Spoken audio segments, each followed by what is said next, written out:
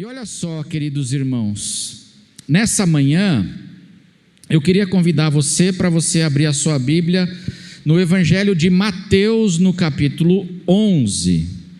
Evangelho de Mateus, no capítulo 11, nós vamos ler do verso 16 ao verso 24.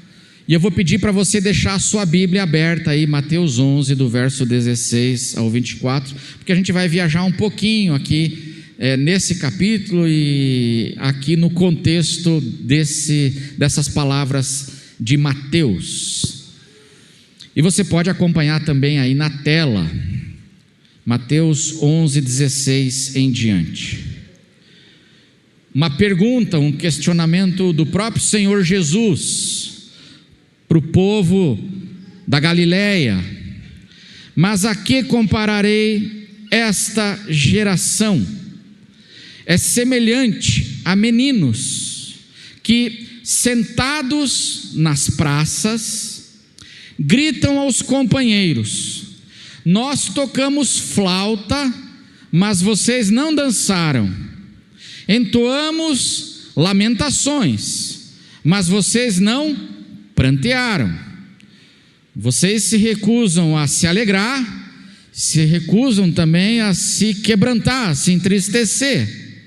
Verso 18: pois veio João Batista, que Jesus faz referência um pouquinho antes aqui no texto.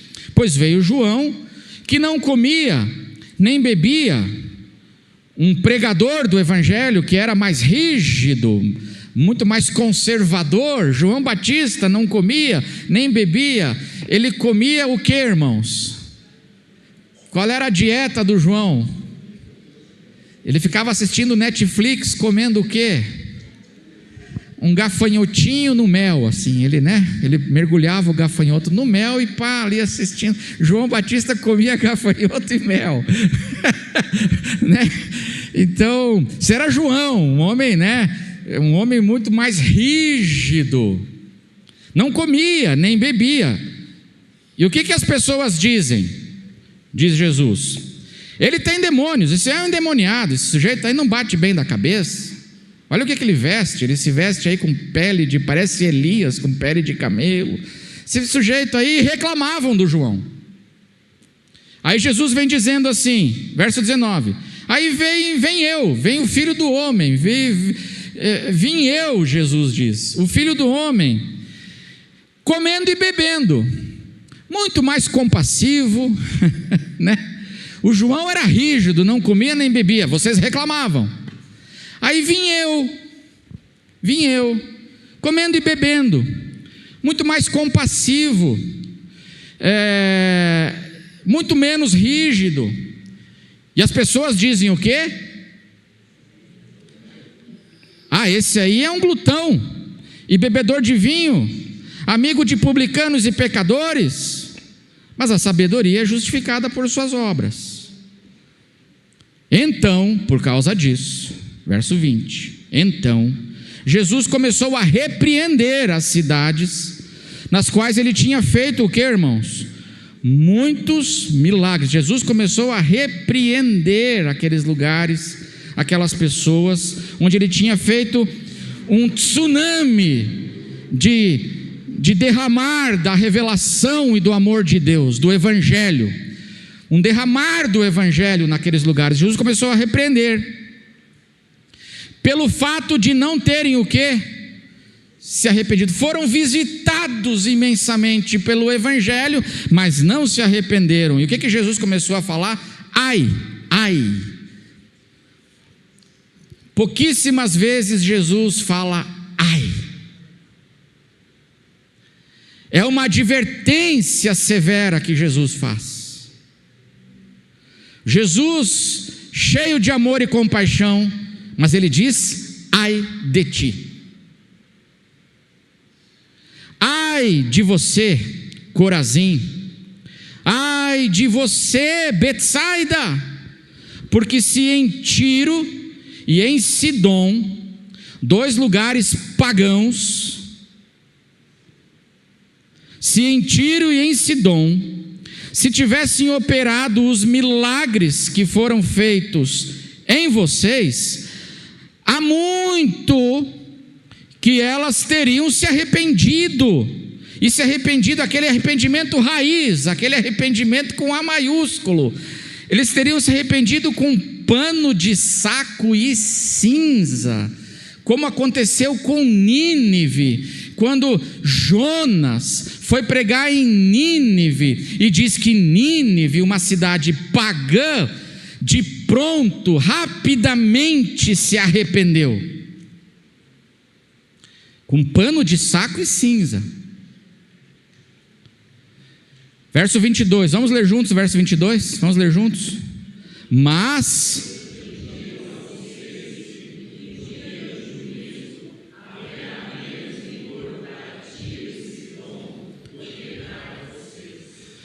eu digo a vocês que no dia do juízo, e preste atenção aqui no texto, dia, esse dia está com D maiúsculo, foi erro gramatical,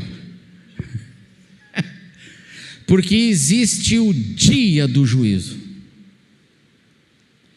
vai chegar o dia do acerto de contas, e aí, aqui é dia com D maiúsculo, eu digo a vocês, é Jesus, mas eu digo a vocês que no dia do juízo haverá menos rigor para Tiro e Sidom do que para vocês. Vocês aí de Corazim, de Betsaida, que foram visitados com um tsunami de revelação do Evangelho, mas vocês não se arrependeram. Verso 23, e você, Cafarnaum, Cafarnaum, onde Jesus tinha uma casa alugada, era o QG do Evangelho, Cafarnaum era a capital das missões de Jesus. Cafarnaum, pensa que será elevada até o céu? Será jogada no inferno, porque se em Sodoma se tivessem operado os milagres que foram feitos em você, Sodoma teria permanecido até o dia de hoje. Aquele juízo histórico que Sodoma sofreu não teria acontecido, diz Jesus. Se em Sodoma tivesse sido pregado e feito os milagres que foram feitos no meio de você, Cafarnaum. Mas eu digo, verso 24, mas eu, o grande eu sou, está falando aqui agora, mas eu digo a vocês, que no dia com D maiúsculo, do juízo, haverá menos rigor para a terra de Sodoma, do que para você. Amém, irmãos? Pronto, é isso, vamos embora?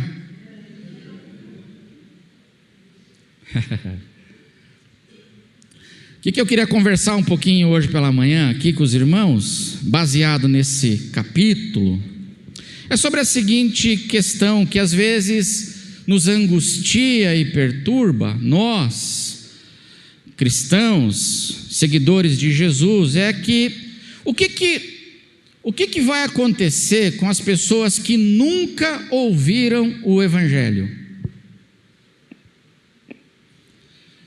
O que é que vai acontecer com as pessoas que nunca ouviram o Evangelho?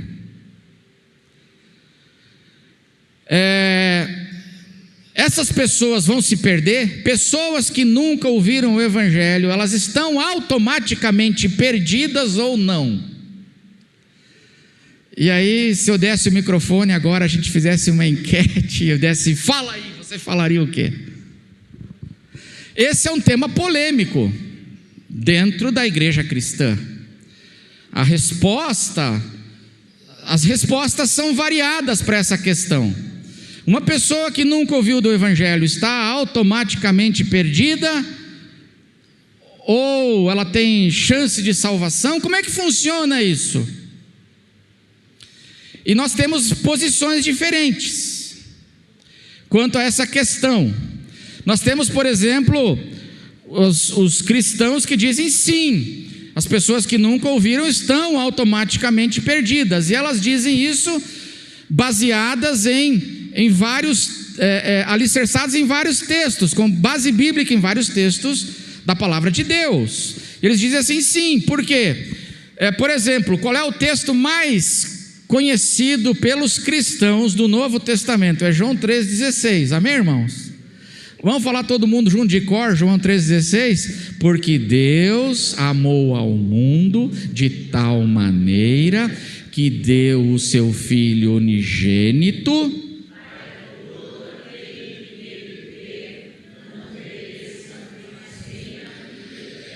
Então, para eu não morrer, não me perder, para eu ter a vida eterna, o que tem que acontecer? Para que todo aquele... O texto não diz que todo mundo vai se salvar, o texto diz que todo aquele que nele crê.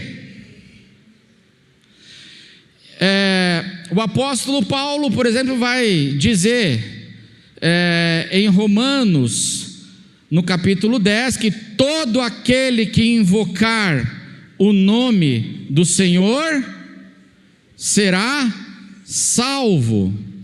E nós poderíamos multiplicar os textos. Jesus veio para os que eram seus, mas os seus não o receberam. Mas a todos quantos o receberam, deu-lhes o poder de serem feitos filhos de Deus. Então, para eu me tornar um filho de Deus, tem que acontecer o quê? Eu tenho que receber a Cristo. Então, tem aqueles cristãos que dizem assim, sim, baseado em muitos textos, sim, a pessoa... Então, quem não creu em Jesus, quem não recebeu Jesus, quem, enfim, e esses que não ouviram e não creram, portanto, eles vão se perder, estão automaticamente perdidos. Como é que você se sente com isso? Aí tem um pessoal que é como eu. Eu fico muito angustiado com isso. E você? Eu fico num conflito, porque de fato a palavra de Deus diz assim, a necessidade do encontro com Jesus. Mas, por outro lado, quando eu penso, irmãos, me dá uma angústia assim, porque eu acho meio injusto, sabe? Não sei como é que você vê, mas eu acho meio injusto isso, assim. Como é que as pessoas vão ser condenadas por não terem aceito um evangelho do qual elas nunca ouviram? Não parece meio injusto isso daí? Aí fica uma angústia no coração. Então tem o pessoal que fala que sim, tem o pessoal que eu não sei se você, em qual time você está, que é como eu, que fica mais angustiado com esse negócio, e eu fico angustiado, né? E fico com assim, a palavra diz, mas também é complicado. Aí tem o pessoal, por exemplo, que é o grupo que eu coloquei aqui, o grupo dos calvinistas. Para os calvinistas, o grupo dos calvinistas é assim, como é que eles lidam com isso assim? Eles lidam assim, os eleitos vão ser salvos e os não eleitos perdidos. Tanto assim, gente que ouve, mas não recebe porque não é eleita. E tem gente que nunca ouviu, mas é eleita e vai ser salvo. Então os calvinistas lidam assim. Eu confesso que eu tenho assim, a teologia calvinista, ela me desce muito quadrado, irmãos, assim, não dá, para mim é um negócio também, não cai muito no meu coração.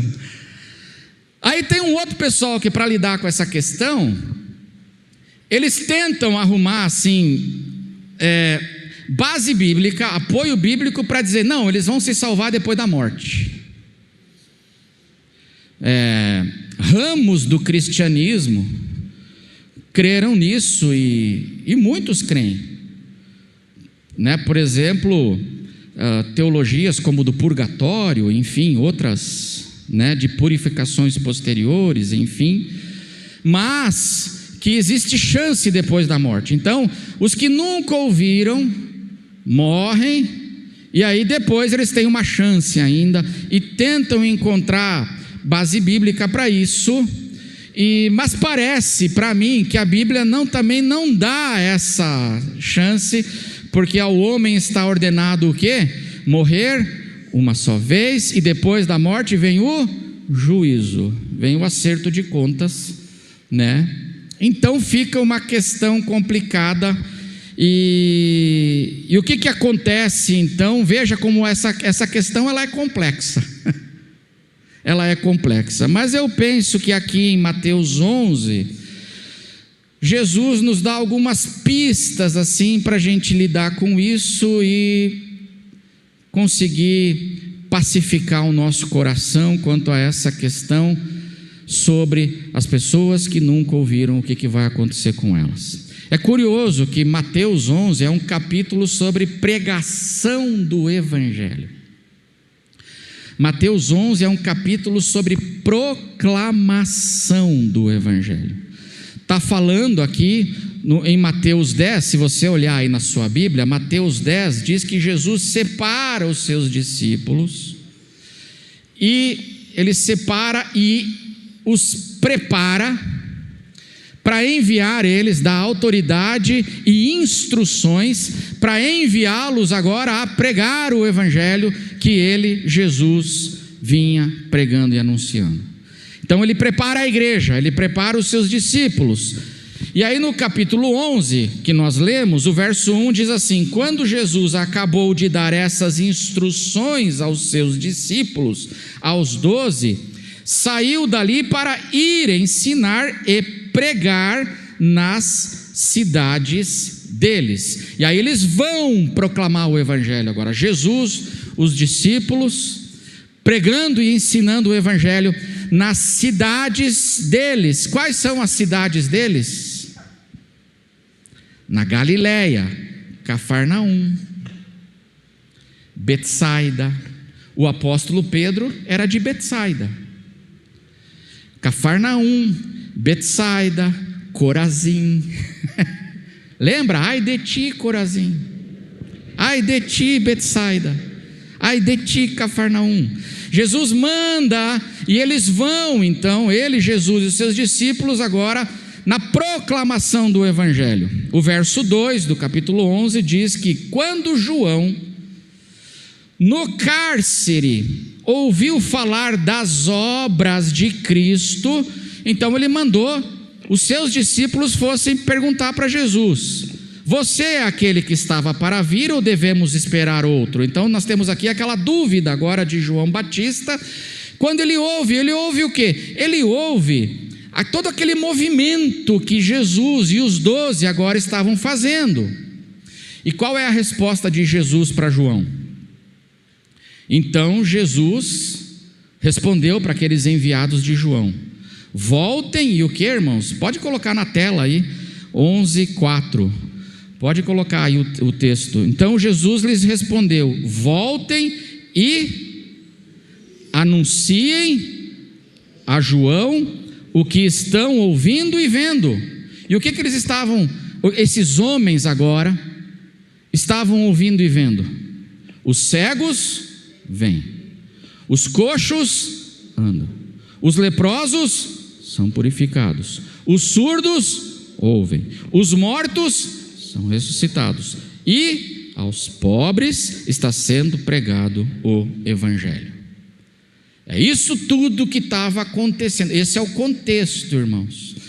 E aí Jesus, depois disso, dá um testemunho então a respeito de João Batista.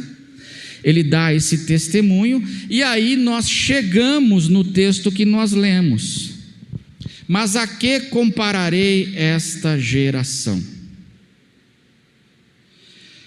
E aí Jesus vai dizer assim: gente, vocês aí da Galileia dos gentios, Cafarnaum, Betsaida, Corazim, vocês foram visitados por um tsunami de milagres, da graça, da pregação, do ensino, da proclamação do Evangelho. Por Jesus, pelos discípulos, por João Batista. Mas muitos dessas pessoas resistem ao Evangelho e não se arrependem, se recusam a se arrepender. Sempre arrumam uma desculpa, nunca está bom. Sempre arrumam uma desculpa para não se arrepender, não se converter a Cristo, não dobrar e se derramar perante Jesus como seu Salvador e Senhor. Vocês sempre arrumam, porque vocês são como os meninos na praça. Se a gente toca flauta, vocês se recusam a dançar. Aí se a gente toca uma lamentação, uma música triste, vocês se recusam a chorar. Aí Jesus fala assim: eu não sei o que fazer com vocês. Eu não sei o que fazer com vocês. Porque veio João que era rígido, e vocês falam o quê? Esse sujeito é esquisito, isso é um endemoniado. Aí vem Jesus, que é diferente de João, é um outro pregador, é um outro modo, misericordioso, compassivo. Jesus tem essa abertura de sentar com os publicanos, com os pecadores. Vocês fazem o quê? Reclamam. Vocês reclamam quando é João, vocês reclamam quando é Jesus, vocês reclamam quando é Pedro, vocês reclamam quando é João, vocês se recusam a se arrependerem. E aí vem a palavra, o ai de Jesus. Nessa sequência, vem essa palavra de repreensão do Senhor contra essas pessoas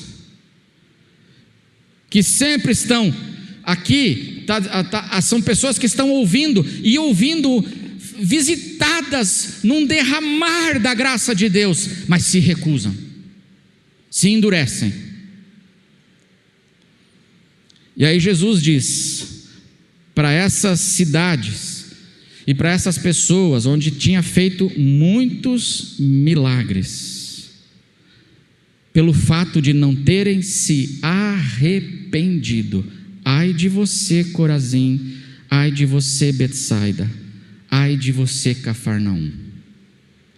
Então aqui o Evangelho está falando de pessoas que ouviram muito, foram muito procuradas por Deus, muito procuradas, mas não se arrependeram, se endureceram e se recusaram ao arrependimento, sempre tendo desculpa: porque João ele não come, não bebe, porque Jesus é liberal, ele come e bebe demais, e sempre se recusam.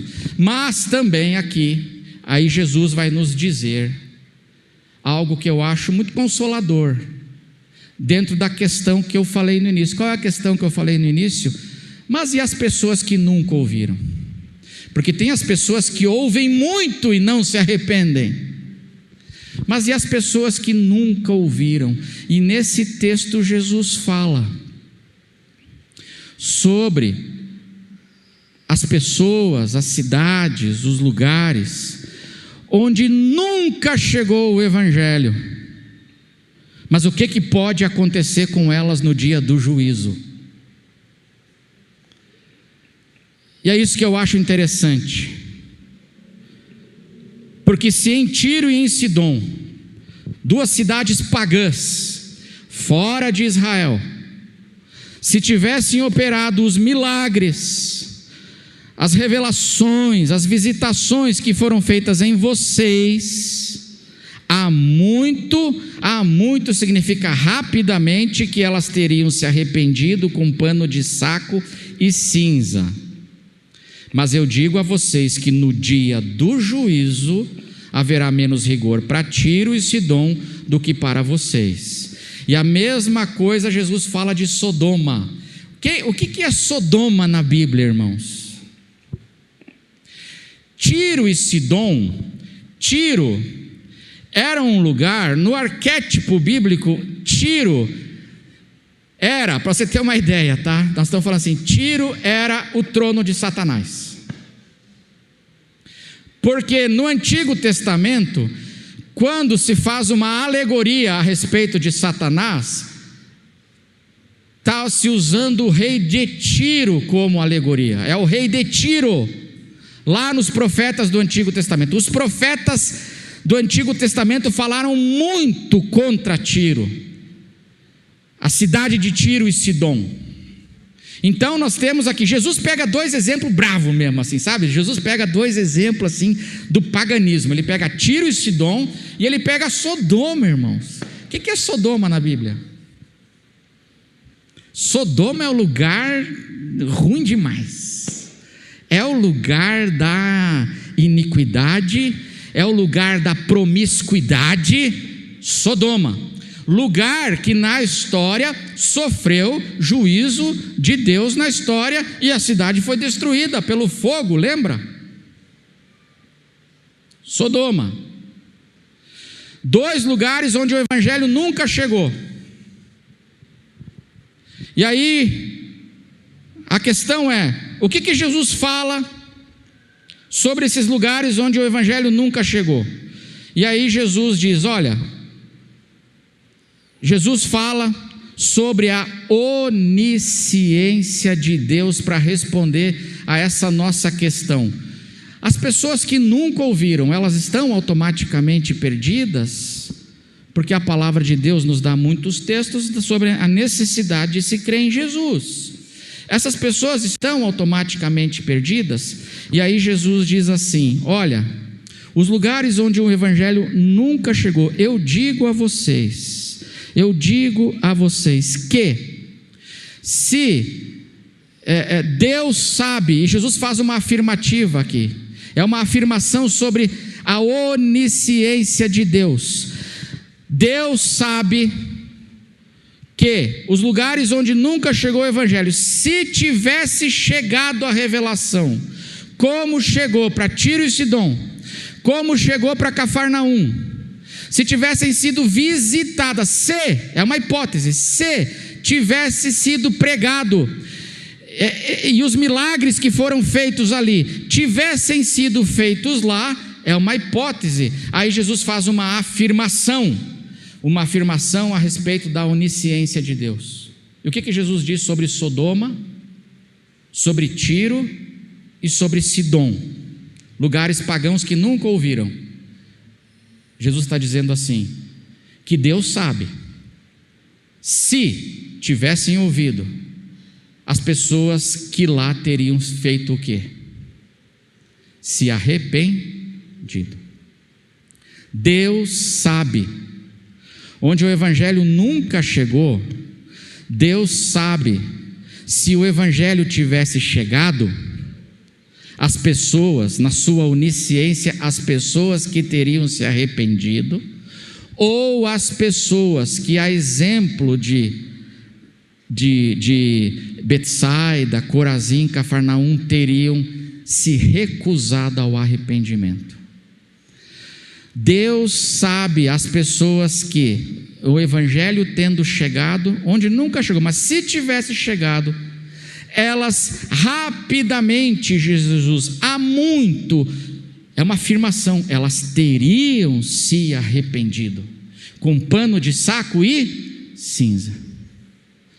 E qual é o critério para a gente se tornar participante da salvação?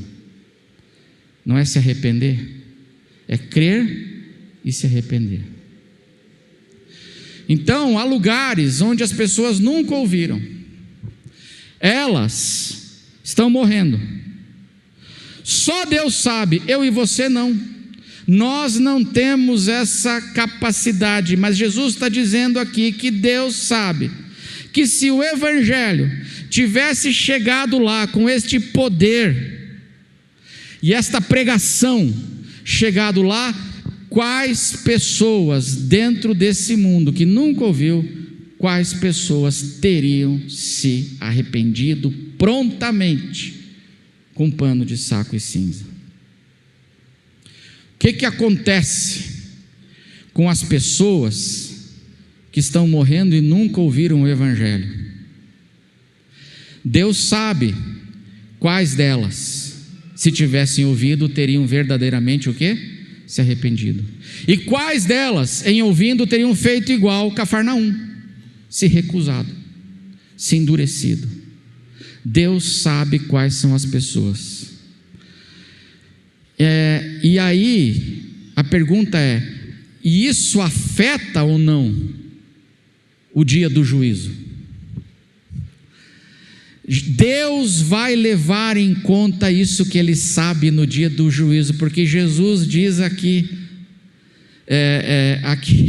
Jesus diz assim: eu digo a vocês que no dia do juízo haverá menos rigor para Tiro e Sidom e Sodoma do que para vocês que ouviram e não se arrependeram. Aqueles que nunca ouviram. Como Deus é onisciente, Ele sabe todas as coisas, naquele dia, para aquelas pessoas que em tendo ouvido teriam se arrependido, o rigor do juízo será diferente, de modo que no dia do juízo, Deus vai levar isso que só Deus sabe em conta. E por que eu estou dizendo isso? Porque eu não sei você, mas dentro daquilo que, todas as alternativas que eu falei, e eu sou uma pessoa que fica angustiada, aqueles que nunca ouviram, hoje eu sei que Jesus está dizendo aqui filho, Deus não vai fazer injustiça. Deus não vai fazer injustiça no dia do juízo. Porque Ele sabe que as pessoas que nunca ouviram, se elas tivessem ouvido, como Cafarnaum ouviu, Deus sabe quantas delas teriam se arrependido verdadeiramente com pano de saco e cinza.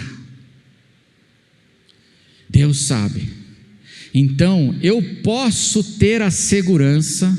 E aí eu encerro dizendo duas coisas. A primeira, eu posso ter a segurança de que o nosso Deus não vai fazer injustiça. Amém, irmãos?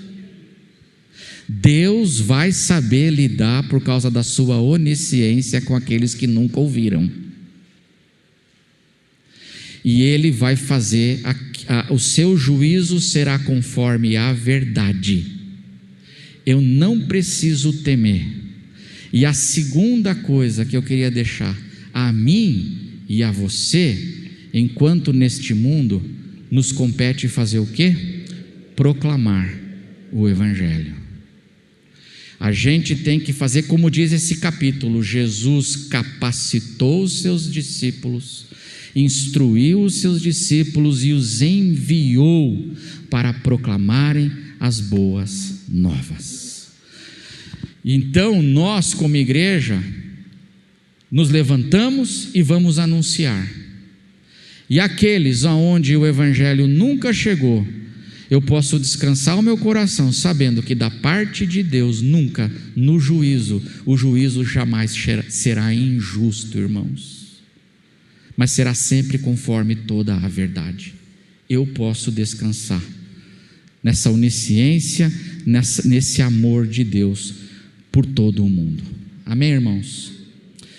Vamos orar? Vamos orar?